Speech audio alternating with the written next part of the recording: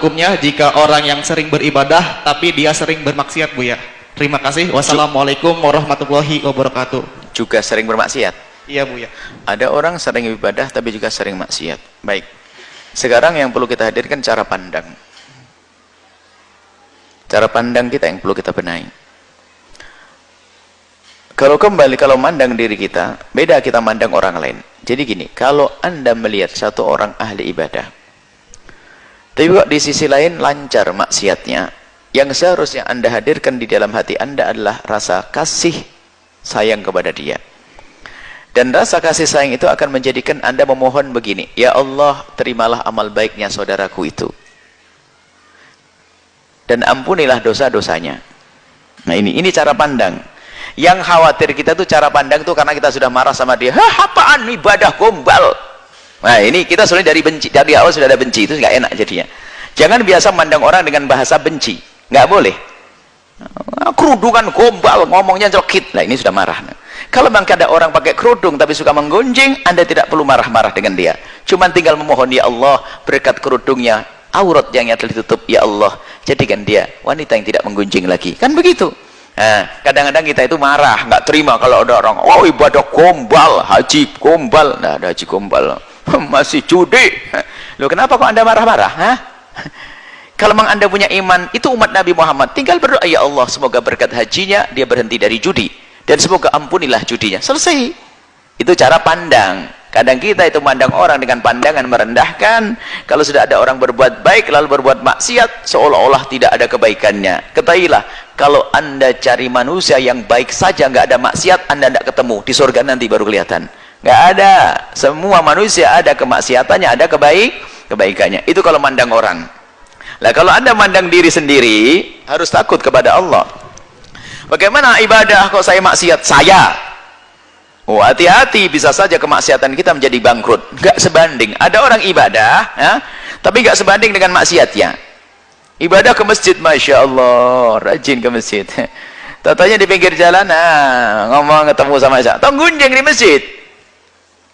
Ya, untuk koreksi diri kita. Kalau kita seperti itu, langsung kita berpikir, ya Allah, aku sholat di masjid berjamaah.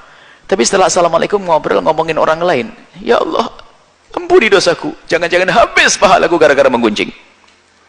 Itu kalau diri kita sendiri.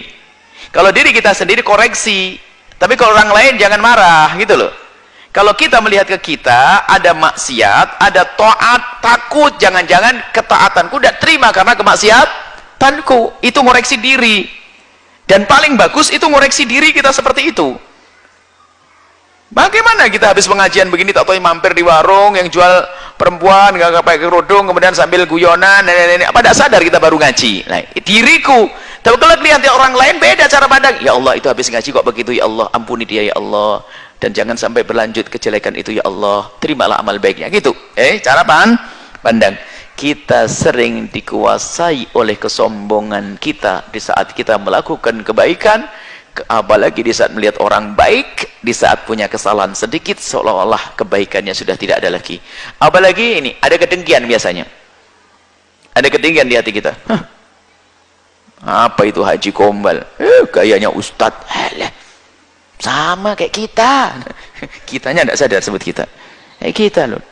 Kenapa kita tidak mandang orang dengan kasih sayang? Ingat, kalau Anda melihat orang lain melakukan kebaikan, sekaligus melakukan kemaksiatan, doakan semoga kebaikannya diterima dan kemaksiatannya diampuni. Contoh biasanya kalau di bulan Ramadan, ya bagaimana ada orang puasa tapi nggak sholat? Ya ini biasa, pertanyaan sering terjadi. Ada orang nggak pakai kerudung tapi rajin baca Quran. Nah ini biar pertanyaan. Tapi kalau orang dengki lah, apaan tuh gombal, Quran baca Qurannya nggak ikhlas. Nah ini orang jelek. Tapi kalau orang hati baik tinggal berkata, ya Allah, saudariku itu Masya Allah rajin membaca Al-Quran tapi belum menutup aurat, ya Allah ampuni ya Allah, jangan kau hukum ya Allah saat membuka aurat, berikan hidayah agar menutup aurat ya Allah, dan terimalah bacaan Al-Quran. Selesai. Yang satu lagi apa? Puasa gombal, nggak sholat. Kenapa marah-marah? Tinggal Anda berdoa, ya Allah semoga puasanya kau terima, dan karena puasanya jadikan dia ahli sholat. Selesai. Indah. Nanti kita sering sombong, kalau lihat orang langsung jeleknya, gombal, Ustadz gombal, jamaah. Akhirnya suami sama istri, dinasihat sama istri, ya, Kamu itu ngaji terus tapi masih lah, ini kan tidak enak. Pernah digituin Bu ya? Nah, ini nggak enak. Ngaji terus tapi perilakumu nggak bener. Alhamdulillah perilakunya jelek, sudah mau ngaji, masih belajar. Yang nggak enak sudah tidak mau ngaji, jelek, tambah jelek itu nanti.